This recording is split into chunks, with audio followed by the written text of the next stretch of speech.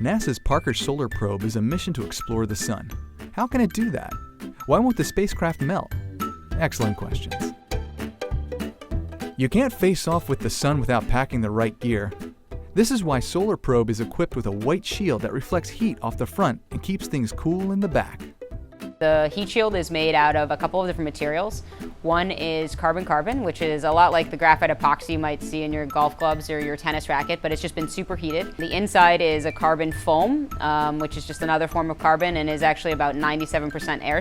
It's a very lightweight way of making a very strong structure.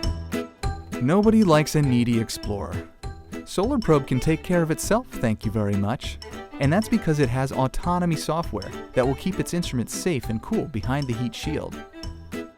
We're too far away to joystick it into place, so it basically has to always be sensing whether or not the heat shield is in the right position and correct itself if it isn't. There are these things called solar limb sensors that are just poking out at the very edge of the shadow, and if those get illuminated, the spacecraft knows, oh, I'm going the wrong direction, and can actually right itself. It's important to stay hydrated in the sun, even for a spacecraft. Solar Probe circulates water to keep the solar cells from overheating. It stays cool and keeps power. So basically, water flows behind the solar rays and into the radiators, and so the water warms up when it's behind the solar cells and then cools down up at the radiators, and so that heat transfer is happening a lot like the veins in your body.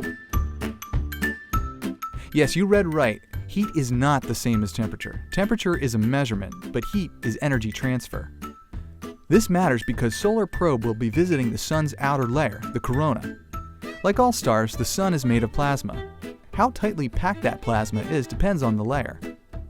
While the sun's corona has a very high temperature, the plasma particles are fairly spread out. So even though the temperature in the corona is 2 to 3 million degrees Fahrenheit, the heat around the spacecraft is manageable. The corona and where we're going is actually not that dense at all. There are only a couple particles. And so when we think about it, those are very hot, but we're not touching a lot of them. It's the kind of like when you put your hand into an oven, and the oven might be at 400 or 500 degrees Fahrenheit, but your hand isn't at 400 or 500 degrees Fahrenheit. Thanks to its design and destination, this cool, confident spacecraft is all set to explore. We can just sit back and chill as Parker's Solar Probe takes the heat.